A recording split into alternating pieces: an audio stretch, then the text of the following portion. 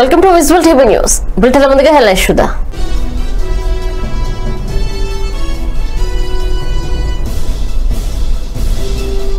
దేశంలో 24 గంటల్లో రికార్డు స్థాయిలో 77,266 కరోనా కేసులు, 61,000 దాటిన కరోనా మృతులు.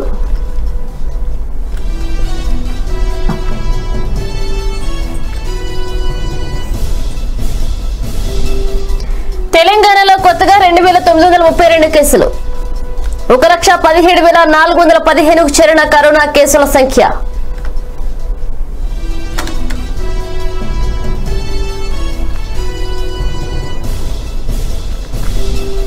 వ్యవసాయ పరిశ్రమలతోనే లాభాల పంట, నాబార్డు బృందం సమావేశంలో ముఖ్యమంత్రి కేసీఆర్.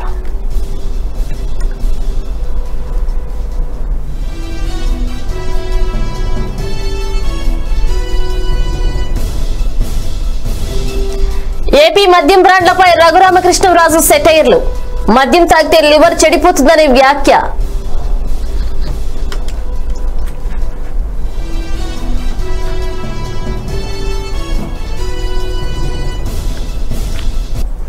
వివరాల్లోకి వెళితే దేశంలో కరోనా వైరస్ విజృంభిస్తుంది. కరోనా బాధితులు రోజు రోజుకు పెరిగిపోతుండటంతో రోజువారీ కరోనా కేసులు 1,00,000 మార్కు వైపు దూసుకుపోతున్నాయి. నిన్న 75,000 పాజిటివ్ కేసులు నమోదవగా ఈ రోజు 77,000 పైచిలకు రికార్డయ్యాయి. దీంతో 34 లక్షలకు చేరువలో నిలిచాయి. దేశంలో గత 24 గంటల్లో రికార్డు స్థాయిలో 77,266 మంది కరోనా బారిన పడగా 1,057 మంది బాధితులు మరణించారు. ఒకే రోజు ఇంత పెద్ద సంఖ్యలో పాజిటివ్ కేసులు మరణాలు నమోదవడం ఇదే మొదటిసారి. దీంతో దేశంలో ఇప్పటి వరకు నమోదైన కరోనా కేసుల సంఖ్య 33,47,501కి చేరింది.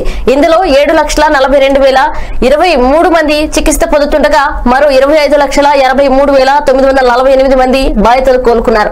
దేశంలో ఇప్పటి వరకు కరోనా వల్ల 61,529 మంది బాధితులు చనిపోయారని కేంద్ర ఆరోగ్య శాఖ ప్రకటించింది.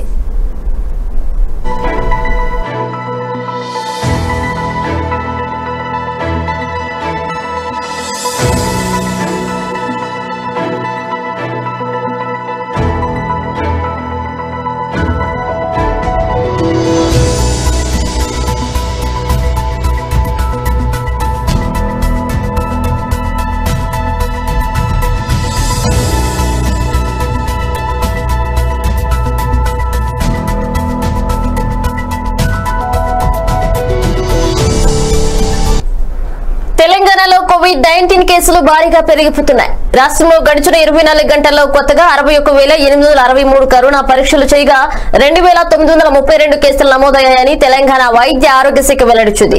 అదే సమయంలో 11 మంది కరోనాతో ప్రాణాలు కోల్పోగా 1,580 మంది కోలుకున్నారు. ఇక రాష్ట్రంలో నమోదైన మొత్తం కరోనా కేసుల సంఖ్య 1,17,415కు చేరింది. ఆసుపత్రిలో 28,941 మందికి చికిత్స అందుతోంది. ఇప్పటి వరకు 87,675 మంది డిశ్చార్జ్ అయ్యారు. మృతుల సంఖ్య మొత్తం 799కి చేరింది. జీహెచ్ఎంసీ పరిధిలో కొత్తగా 520 కరోనా కేసులు నమోదయ్యాయి.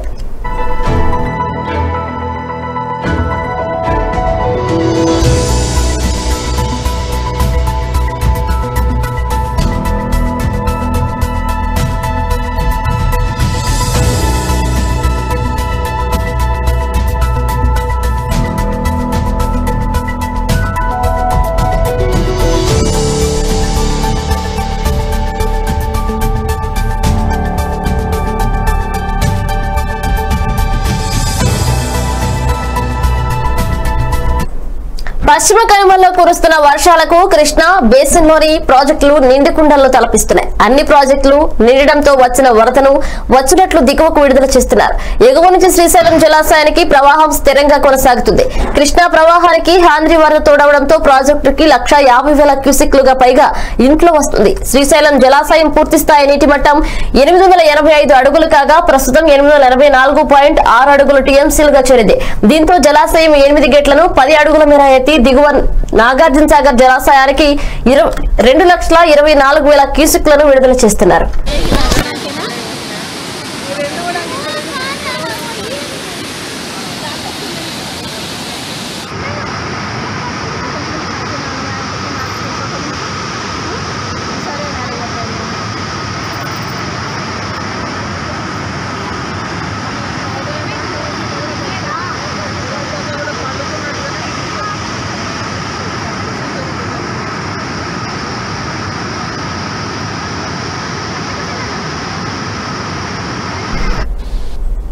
ప్రకాశం బ్యారేజీ వద్ద వరద ఉధృతి క్రమక్రమంగా పెరుగుతుంది. పులిచింతల ప్రాజెక్టు నుంచి 1.70 లక్షల క్యూసెక్ల నీటిని దిగువకు విడుదల చేస్తున్నారు. దీంతో బ్యారేజీకి వరద ఉధృతి అధికంగా ఉంది. కృష్ణా, ఈస్టర్న్, వెస్టర్న్ డెల్టా కాలువలకు 15,000 క్యూసెక్లు విడుదల చేశారు.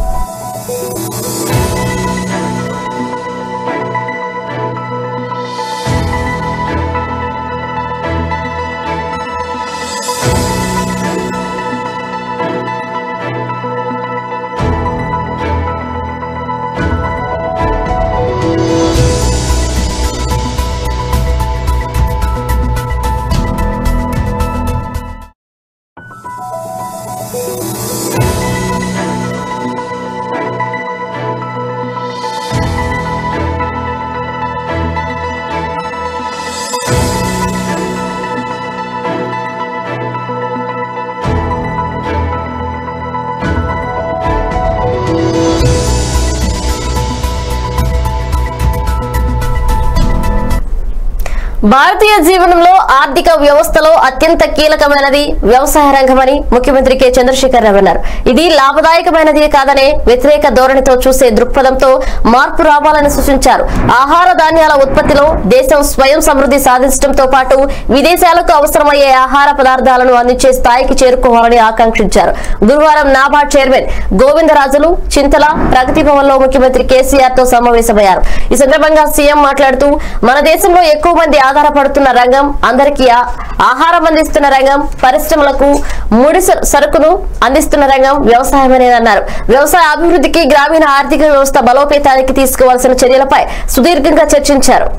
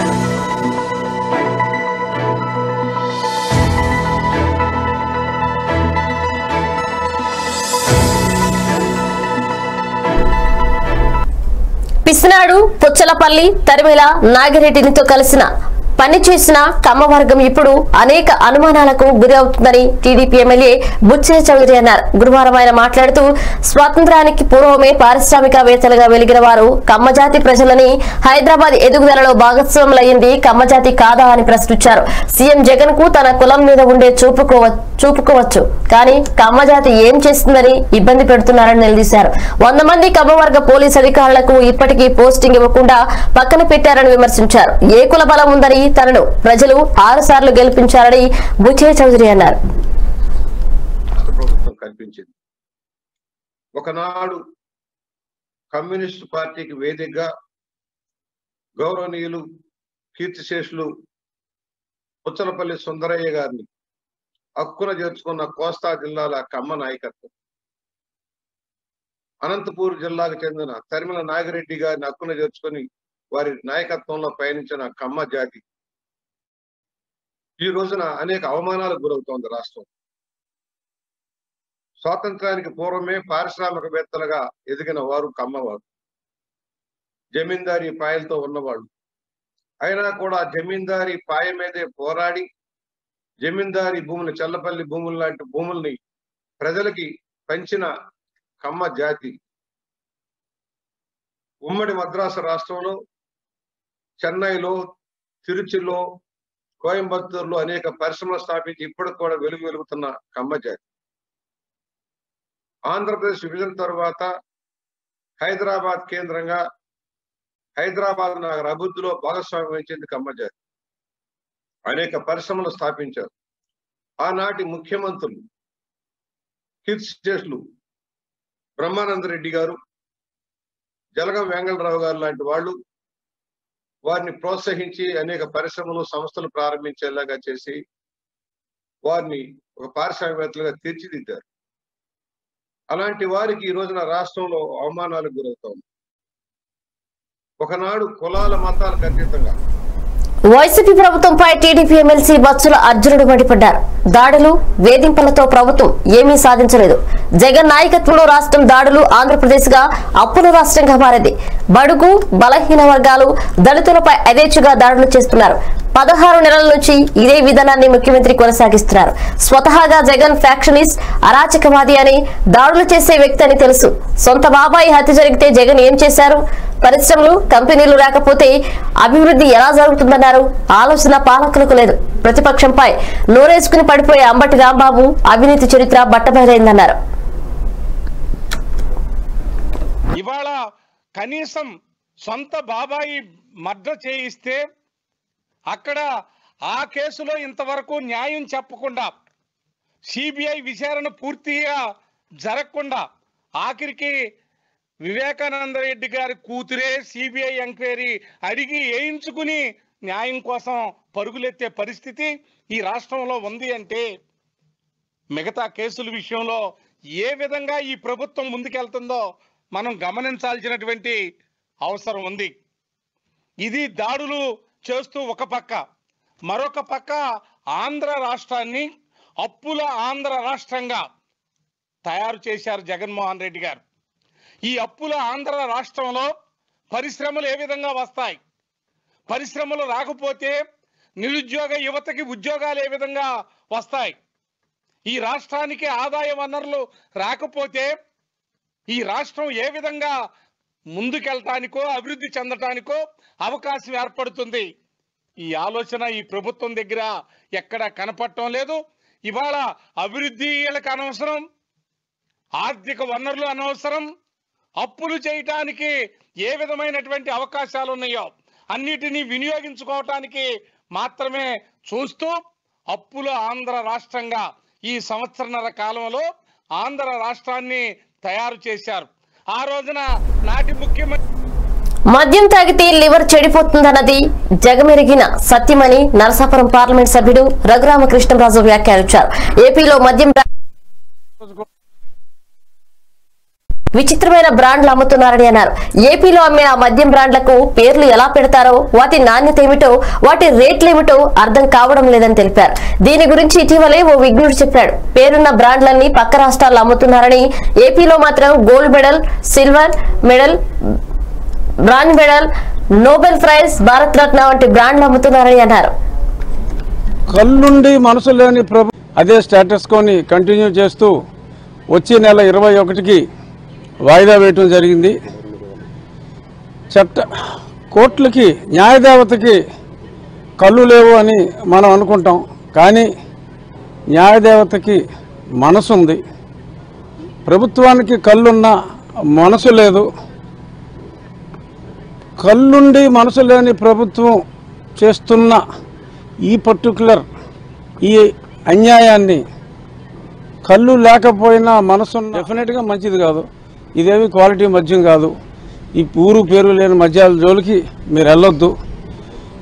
మద్యం మానేయండి, మద్యం తాగడం మానేయండి.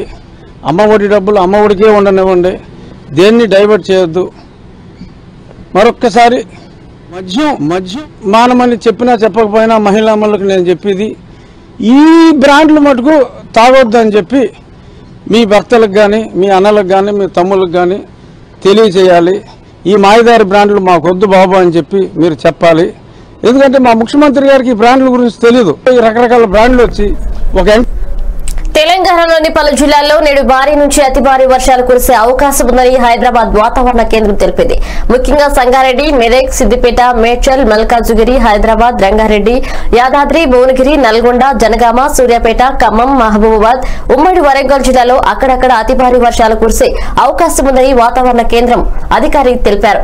ఒడిశా, దాని పరిసర ప్రాంతాలు, జార్ఖండ్ ప్రాంతాల్లో ఏర్పడిన అల్పపీడనం కొనసాగుతుండటంతో పాటు రాయలసీమ నుంచి దక్షిణ తమిళనాడు వరకు సముద్ర మట్టం నుంచి 0.9 కిలోమీటర్ల ఎత్తు వరకు ద్రోణి ఏర్పడడమే ఇందుకు కారణమని వివరించారు. కాగా నిన్న కూడా రాష్ట్రంలోని పలు ప్రాంతాల్లో వర్షాలు కురిశాయి. వరంగల్ రూరల్, అర్బన్ జిల్లాలో అత్యధికంగా 12 సెంటీమీటర్ల వర్షపాతం నమోదైంది.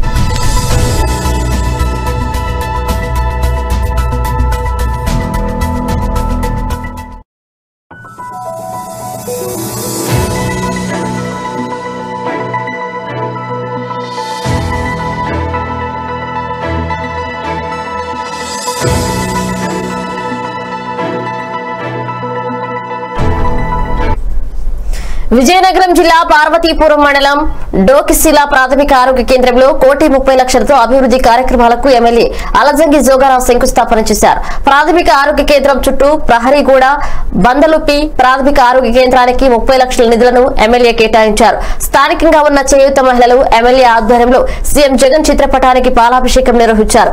నాడు నేడు కార్యక్రమం ద్వారా విద్య, వైద్యం మెరుగైన పద్ధతిలో ప్రతి ఒక్కరికి అందించేందుకు యంత్రాంగం పనిచేస్తుందని ఎమ్మెల్యే అలజంగి జోగారావు వివరించారు.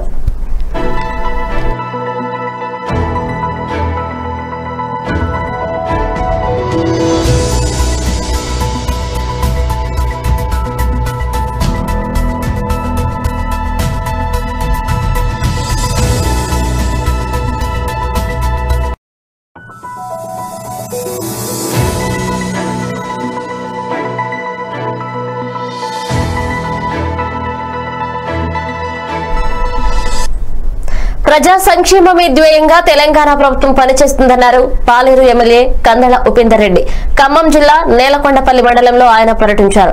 మండలంలోని రాజేశ్వరపురం, మండరాజుపల్లి గ్రామాల్లో తన సొంత ఖర్చులు రోగ నిరోధక శక్తిని పెంచే హోమియో మందులను ఆయన పంపిణీ చేశారు. పలు గ్రామాల్లో నిర్వహిస్తున్న రైతు వేదికలు, వైకుంఠధామాల పనులను పరిశీలించారు. అనంతరం పైనంపల్లి గ్రామంలో రైతులకు వ్యవసాయ రుణాలను పంపిణీ చేశారు. ఎన్నికల్లో ఇచ్చిన ప్రతి హామీని నెరవేర్చేందుకు కృషి చేస్తారని హామీ ఇచ్చారు ఎమ్మెల్యే.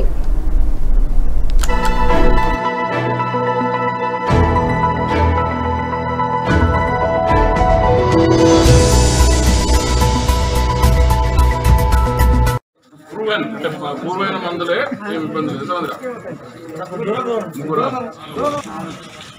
పిలిచి 4 వేసుకోమని రోజుకు 3 పూటలు సేమంటే అర్ధగంట ముందు అర్ధగంట తర్వాత. మనము సీఎం గారు చేస్తున్న కృషిని దృష్టిలో పెట్టుకొని మీరందరూ కూడా ఇంకా మంచిగా అభివృద్ధి చెందాలని రైతులు, మీతో పాటు మన ఊళ్ళల్లో ఉన్న రైతు కూలీలను కూడా రైతుల బాధ్యత, కొంచెం వాళ్ళని కూడా మంచిగా చూడండి, వాళ్ళకు కూడా ఇబ్బంది లేకుండా చూడండి. వచ్చే కాలంలో ఈ సంవత్సరం ఇంకా మంచిగా కాలమైంది. వచ్చే బహుశా ఇంకా పంట కూడా మనకు లాస్ట్ ఇయర్ కంటే కూడా ఇంకా మంచిగా వస్తుంది అనుకుంటా. మీరందరూ కూడా ఇంకా మంచిగా సంతోషంగా ఉండాలని మనస్ఫూర్తిగా కోరుకుంటూ, మీకు చెప్పిన నా దృష్టిలో పైనపల్లి ఎప్పటికి కూడా మొదటి నేను మామూలుగా మాటలు చెప్పని మీ అందరూ కూడా తెలుసు. నేను ఏదైనా పని చేసేదానికి ఎప్పుడైనా సిద్ధం, మీకు ఏం కావాలన్నా. కర్నూలు జిల్లా పత్తికొండ పట్టణంలో అధికార పార్టీ వైసీపీ నేత పోచిమిరెడ్డి మురళీధర్ రెడ్డి గ్రామ వాలంటీర్లతో ఆయన స్వంత పనులు చేయించుకుంటున్నారని సిపిఐ రాష్ట్ర కార్యవర్గ సభ్యులు, ఆంధ్రప్రదేశ్ రైతు సంఘం రాష్ట్ర అధ్యక్షుడు పి రామచంద్రయ్య ఆరోపించారు. పత్తికొండ పట్టణంలో వార్డు మెంబర్ కూడా కాని మురళీధర్ రెడ్డి ప్రభుత్వం నియమించిన గ్రామ వాలంటీర్లను తమ స్వంత పనులకు ఉపయోగించుకుంటూ వారిని తీవ్ర ఇబ్బందులకు గురి చేస్తున్నారని ఆరోపించారు. ఈ సమావేశంలో సిపిఐ జిల్లా కార్యవర్గ సభ్యులు ఆర్ గురుదాసు, సిపిఐ మండల పట్టణ కార్యదర్శులు డి రాజా సాహెబ్ తదితరులు పాల్గొన్నారు. రాజ్యాంగేతర శక్తులుగా వీళ్ళు వస్తున్నారు. మరి ఎంత దూరం పోతున్నారంటే ఈ పోలీస్ స్టేషన్లో వాళ్ళే ఆహ్వానం నడుస్తుంది, ఎంఆర్ఓ ఆఫీస్లో వాళ్ళే ఆహ్వానం నడుస్తుంది. ఎక్కడ పోయినా వాళ్ళు ఆ అధికార పార్టీని అధికారాన్ని అడ్డుపెట్టుకుని ఈరోజు అడ్డగోలుగా వాళ్ళు ఇష్టారాజ్యంగా చేసే పరిస్థితి. ఒకటి రెండు ఉదాహరణలు చాలా ఉన్నాయి, ఒకటి రెండు ఉదాహరణలు మాత్రమే మీ దృష్టికి తీసుకొస్తాం. ఒకటి ముఖ్యంగా మన గ్రామ పంచాయతీకి సంబంధించి గతంలో ఈయన సర్పంచ్గా వైఎస్ఆర్ పరిధిలోకి తీసేసిన, ఇది నాకు సంబంధం లేదనొచ్చు. ఇక్కడ జరుగుతుంది ఏమంటే ఇక్కడ సర్పంచ్ వాళ్ళ క్యాండిడేట్ మొన్నటి వరకు ఉన్నారు, సర్పంచ్ కాదు ఇక్కడ ఈవో లేదంటే ఇంతకుముందు శానిటరీ పెట్టు ఈయన అంతా కలిసే ఇవన్నీ కూడా చేశారు. తర్వాత రైతులకు సంబంధించి ఎరువులు మీకు ఉచితంగా ఇప్పిస్తాం లేదంటే సబ్సిడీతో ఇప్పిస్తామని చెప్పి వాళ్ళను కూడా సభ్యత్వం చేయరు. ఇది సొసైటీగా కాదు, అక్కడ 5 రూపాయలు సభ్యత్వం పేరుతో చేస్తున్నారు. అది సబ్సిడీ ఇచ్చే కార్యక్రమం పెట్టి ఈ రసీదు ఏమంటే దేశం సోలమరణను సాధించడానికే ఆత్మనిర్భర్ భారత్ కార్యక్రమానికి శ్రీకారం చుట్టామని ప్రధాని మోదీ తెలిపారు. ప్రపంచ శాంతికి కూడా ఇది ఎంతో తోడ్పడుతుందని చెప్పారు. రక్షణ రంగంలో భారత్ సోలంబరణను సాధిస్తే హిందూ మహాసముద్రంలో భద్రత పటిష్టమవుతుందని చెప్పారు. రక్షణ శాఖ ఆధ్వర్యంలో జరిగిన సెమినార్లో మాట్లాడుతూ ఆయన ఈ వ్యాఖ్యలు చేశారు. ఇన్ని రోజులు ప్రపంచంలోనే అతిపెద్ద రక్షణ ఉత్పత్తుల దిగుమతిదారుగా భారత్ ఉందని, దేశీయంగా వీటిని ఉత్పత్తి చేయాలనే దిశగా ఆలోచన చేయాలేదని మోదీ చెప్పారు. తమ ప్రభుత్వ అధికారంలోకి వచ్చాక దేశీయ తయారీని పెంచామని, ప్రైవేట్ రంగ సహకారంతో ఈ రంగానికి సాంకేతికతను అందించే ప్రయత్నం చేస్తున్నామని తెలిపారు. निर्माण ही इसका लक्ष्य है। यही भावना डिफेंस मैन्युफैक्चरिंग में आत्मनिर्भरता के लिए भी है। भारत में अपने कई मित्र देशों के लिए रक्षा उपकरण का एक भरोसेमंद सप्लायर बनने की क्षमता है। इससे भारत की स्ट्रेटेजिक पार्टनरशिप को और बल मिलेगा और हिंद महासागर क्षेत्र में भारत की नेट सिक्योरिटी प्रोवाइडर की भूमिका और सुदृढ़ होगी। साथियों, सरकार के प्रयास और प्रतिबद्धता आप सभी के सामने है। अब आत्मनिर्भर भारत के संकल्प को हमें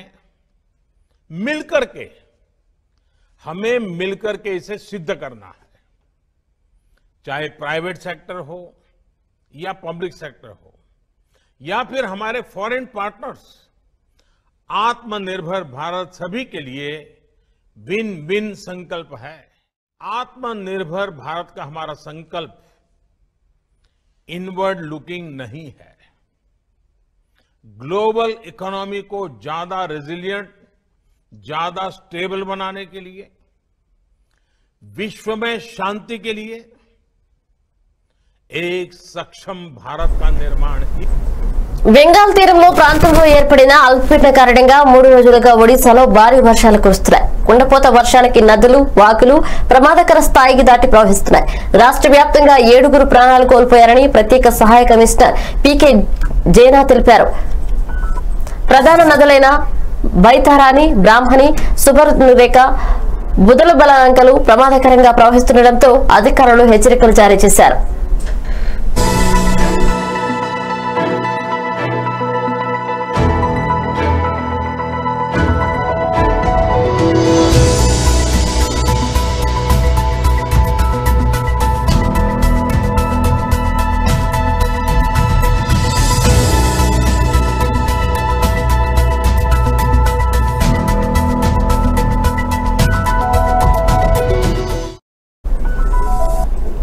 బులెటిన్ ముగించే ముందు హెడ్లైన్స్ మరోసారి చూద్దాం.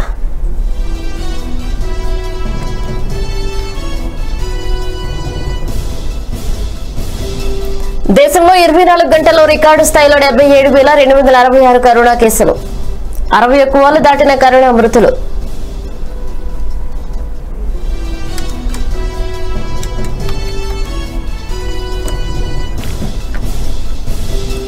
తెలంగాణలో కొత్తగా 2,932 కేసులు, 1,17,415కు చేరిన కరోనా కేసుల సంఖ్య.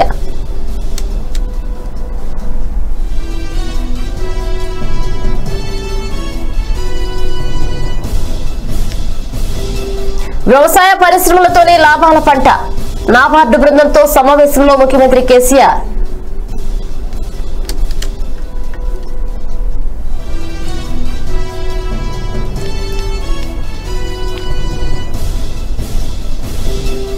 ఏపీ మద్యం బ్రాండ్లపై రఘురామకృష్ణరాజు సెటైర్లు.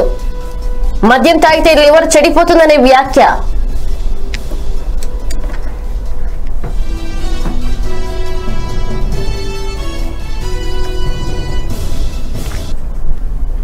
ఇవి bulletin updates. Keep watching visual TV news. నమస్కారం.